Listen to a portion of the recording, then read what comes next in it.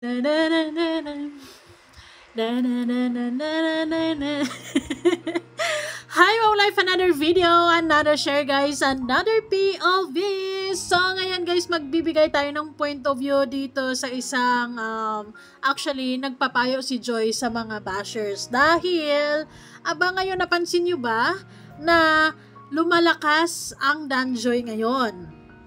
And yes, road to 1 million actually ang last episode ng Danjoy. So hopefully, bago mag-birthday ni Joy is maka 1 million na yan. Yun yung goal.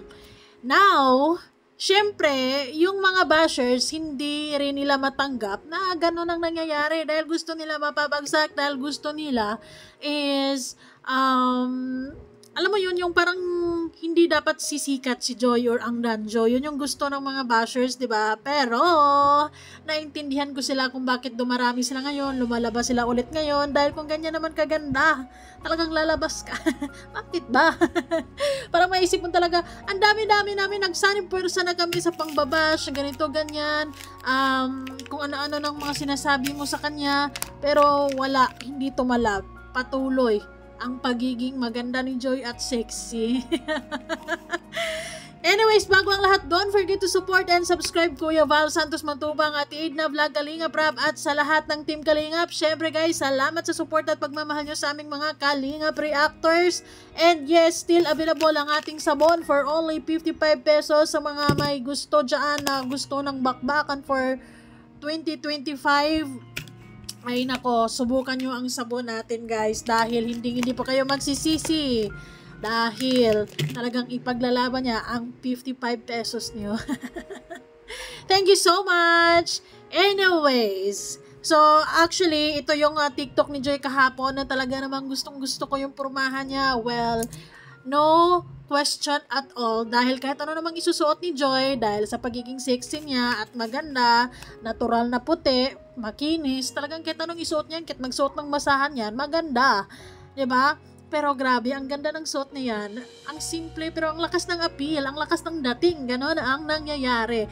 Kaya ang mga bashers, unti-unti sila ngayong lumalabas. Ay hindi unti-unti, sabay-sabay nga actually. Ano magagawa natin, di ba? Ganyan talaga. Well, gustong-gusto ko yung vibes ni Joy ngayon. Gustong-gusto ko yung mindset niya ngayon na, okay, hindi talaga natin sila mapipigilan, di ba? You can't please everybody to love you, to like you. Bahala na sila sa buhay. Basta life must go on. No matter what, di ba? Whether, i-bash ka nila, basta, okay lang yung merong bashers, din yun, pampabalansi ba? 'Di ba? Pampabalansi sa mga nangyayari, hindi rin maganda kasi din yung merong mga bashers. Para naman malaman natin ay talagang umipik si Joy. I mean, maganda kasi yung may mga negative, positive is part of it already na talaga. Kapag dito ka sa Sukmed, lalo na pag sikat ka, talagang merong mga negative, positive. Pero ang good thing about sa Danjoy, kasi lamang ang positive, 'di ba? Maraming nagmamahal, maraming sumusuporta unconditionally actually. So mga bashers, sila yung mga tipong hindi pa talaga sila nakaka-move on. Ano magagawa natin? Hindi sila makaka-move on. Kaya bahala na sila, 'di ba? Bahala na sila sa buhay nila. Anyways, ganito yung TikTok kahapon ni Joy. Sinayawan na lang niya yung mga bashers niya. Guys, ang ganda. Ang lipi. Gustong-gusto ko yung aura ngayon ni Joy. Iba yung glow, blooming, ang kinis lang, syempre. Sheesh. Kaya naman naiintindihan ko yung mga bashers talaga talagang hindi nila hindi nila kayang matake. But anyways, matatag na yan si Joy. Matagal na-aware si Joy sa mga bashers. Matatag na si Joy ngayon. Anyways, hindi maiwasan na masasaktan pero carry lang yan.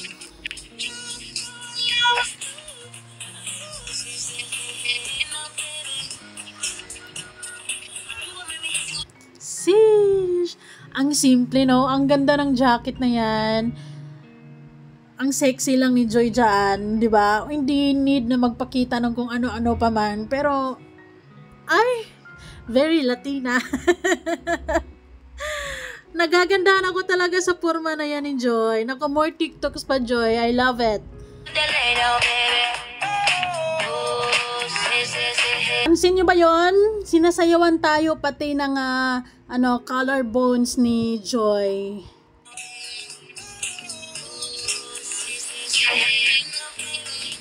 Ay, nako. Kaya naman yung mga bashers tuloy-tuloy ang pagiging bitter nila ngayon hindi natin sila mapipigilan. Bakit? Dahil nakikita nila araw-araw si Joy, tuloy-tuloy ang pag-aaral, tuloy-tuloy ang suporta ng mga libo-libong mga tao, tuloy-tuloy ang serye, tuloy-tuloy ang blessings. Kaya mas lalong naging bitter ang mga bashers. Pero good thing kay Joy ay never siyang nagsalita ng pangit sa mga bashers niya. Bahala kayo sa buhay niyo, gano'n na lang.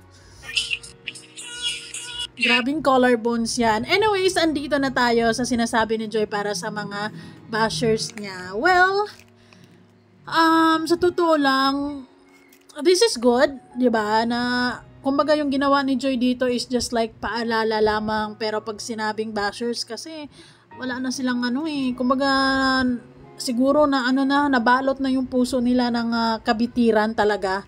Hindi nila nakikita yung goodness sa isang tao, hindi nila nakikita yung kabutihan mo. Ang nakikita nila puro negative. Iwan ko kung paano sila namuhay sa araw-araw na ganon kabitir ang mga lumalabas, yung mga sinasabi nila sa isang tao. While si Joy naman doing pictorial, ang ganda-ganda. Ang ganda actually, 'di ba? Pero, ang daming mga negative na sinasabi. But anyway, si Joy ay may mga mensahe sa mga taong matitigas ang puso, naway ay lumambot. Sana all, no? Gusto mo naman may papot.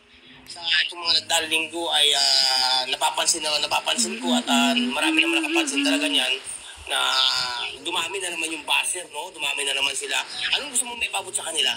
Yung sa totoo lang, habang lumalakas ang Danjoy, dumadami din yung bashers, no? Well, ganun talaga siguro. Kapag kasikat, kasabay niyan, parang kakambal na yung may bashers. Kasi, tingnan nyo yung hindi sikat. Walang bashers, tahimik, pero parang lang, kalmado lang. Kapag pinag-uusapan talaga, kapag kasikat, yung mga bashers talaga dati kasi parang 'di ba yung parang nawala sila, parang nanghina yung mga bashers. Ngayon talagang kumbaga sinabi nga ni Kalinga Prab, this is your time to shine, this is your time na talagang kumbaga ito na yung pagkakataon mo, 'di ba, na mapansin ng mga madlang people kung anong kayang ibuga ni Joy dito sa Sokme, 'di ba? Anyways, libo-libo naman ang taong pinasaya nila every time na may mga vlogs, 'di ba? Pinakilig, pinasaya, lalo na yung mga nasa ibang bansa, talagang sila yung sobrang naging happy feel nila ang Danjoy, no? Pero yung mga bashers, unti-unti din silang lumalabas nang nakita nila, uy, lumalakas ang Danjoy, kailangan mapigilan natin to, kailangan magsabi tayo ng negative, ganito, ganyan, para naman mapanghinaan sila ng loob. Hindi pwede. Basher lang versus Joy, Danjoy, ay wala yan. Yung nasa kaluban mo. Para sa akin po, siguro po, unahin po natin yung sa sarili po natin. Kung hanggat maaari po, wag po tayo magbitaw ng mga masasakit na salita, or syempre, kung may napapansin man po tayo sa tao po na mali or hindi maganda, pwede naman po nating i-correct yung tao na in a good way. Tama naman yung sinabi ni Joy. Pero ang masasabi ko lang, pag basher ang sinabihan mong ganito, di ko alam kung maintindihan ba nila. The more kasi na papaliwanagan mo sila, the more na bibigyan mo sila ng paalala, the more na sasabihan mo sila ng yung pampagaan ng loob nila, sanay alam mo yun,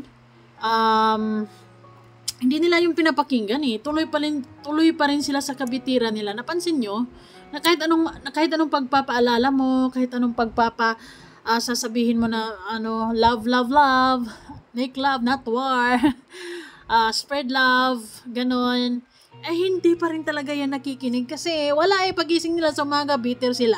Pagising nila sa umaga, pag nakita nila yung mukha ni Joy, nakapost dyan, ganon, naiinis na sila, ganon. 'Di ba? Hindi po yung nag-spread po tayo ng hate kasi parang nag-spread po kayo ng negativity sa sa team po na Kalingap. Kaya kung yung goal lang po natin is yung ayun po, yung makapagtapos po yung mga beneficiary ni Kuya Rab. Siyempre po. Yes, talaga, Joy. After 4 years or 5 years from now, ganap na nurse ka na talaga. And for sure, Kalingap Rab, Kuya Val, Ate Edna ay magiging proud sa'yo. Magiging proud kami sa'yo. Galingan mo lang, di ba? Do your best and bahala na yung mga bashers kasi yung mga bashers kasi sila yung tipong tao na talagang hindi ko alam kung ano magiging gamot. Ano lang talaga yung gamot nila? Kumbaga, naniniwala ako time heal all once. 'Di ba? Parang ganoon eh. Kumbaga, sila lang din talaga ang makakagamot sa sarili nila. Kasi siguro kapag darating yung time na napapagod na rin sila kakabash, actually yung mga bashers hihinto lang din naman yan or kukunti lang din naman sila kapag nakita nila ay hindi na talaga mapipigilan, tuloy-tuloy talaga yung pagiging nila, success, ganon. Support na lang din po natin kasi hindi naman po wala naman pong perfect na tao po. Kaya, yun po, lahat naman po nagkakamali at natututo naman po yung tao sa pagkakamali nila. Kaya, yun, tama. Totoo naman. Minsan sa pagkakamaling yun is doon ka din na mas natututo. Meron kang realizations, di ba? Hindi nga po, wala naman pong perfect. Sabi nga po nila, yung pag hindi ka nagkakamali, hindi ka matututo. Hindi ka matututo. Tama. At hindi mo Correct. Kung hindi ka nagkakamali, hindi ka rin matututo. Totoo naman talaga yan. Very real. Agree ako dyan 100%. Kasi, pansinin mo, kapag ka nagkamali ka, doon ka rin natututo. Mas marami kang realizations, di ba? Mas marami kang lesson na napupulot sa pagkakamali na yun. Pero na lang kung abnormal ka, katulad ng mga bashers, di ba? Dahil alam naman nila mali yung mga pinagsasabi nila. Minsan ang pangit-pangit nang lumalabas sa bibig nila, di ba? Pero hindi ko alam kung kailan yun sila matututo. Tamang oras lang talaga ang sa kanila, hilom ng sugat nila, kung paano nasugatan ni Joy yung mga puso nila. Hindi ko rin alam kung paano sila naging bitter, kung paano sila naging ganyan kapait. Hindi rin natin alam, di ba? Time heal all once. Kapag naging ganap na nurse na si Joy, siguro titigil na yan sila.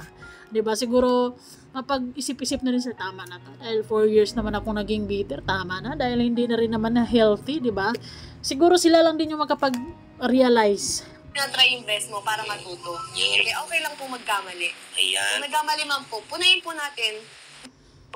Huwag kayo magsabi na manira kayo na, oy, may jowa may jowa. Si Kuya Val. Kaya nga. Ayun. So, agree naman ako sa sinabi lahat ni Joy. Talaga naman. Pero Joy, mga bashers talaga, favorite nila is yung Kisho, ipapahiya ka daw, 'di ba? Kumbaga lahat ng pinipili nilang salita is yung talagang masasaktan ka, yung mga sakit na salita talaga yung pipiliin nila, yung ang ganda-ganda ng picture mo, maayos ka naman, wala ka namang ginawang masama sa kanila, hindi mo naman sila kinurot, pero yung balik nila ang sakit. Kung ano-ano mga sinasabi, 'di ba? Kaya ikaw, Joy, tuloy lang yung pag-aaral mo. Study hard, bahala yung mga bashers, tuloy mo lang yung Danjoy, kasi maraming pinasaya, maraming nagmamahal sa inyo sa Danjoy, kayo ni Kalingap Dan, at kung magkatuluyan man, at kung saan kayo dadalhin ang love team na ito, kaya nyo na yan. Basta wag nyo na masyadong alalahanin yung mga bashers, kasi ngayong sikat kayo, talagang kasabay na yan, 'di ba? Kasabay na yan sa pag-unlad yung bashers, at the same time mga issues. Kailangan mo lang talagang tatagan lalo, times 2, times 3, times 4. Ngayon, lalo na, mas lalo kang nakilala ngayon ng maraming tao, sikat ka ngayon, mas maraming human CCTV. Yung bawat sinasabi mo, galaw mo, talagang meron silang nakikitang mali. Lalo na sa mga dating bitter pa, 'di ba? Dating hindi ka talaga gusto dahil yung mga klaseng tipong tao na to, kahit anong gawin mo, wala, hindi ka nila ma-appreciate dahil nababalutan na sila ng kabitira, nababalutan na sila ng hindi ko maintindihan kung anong bumabalot sa kanila, bakit ang bitter nila pagdating sa iyo, Joy. Pero kami namang nagmamahal sa iyo. We're very proud of you. We're happy for you. Keep that joy in your heart, syempre. And enjoy the feeling, di ba? Kung in love ka, go! Isaya mo yan, girl.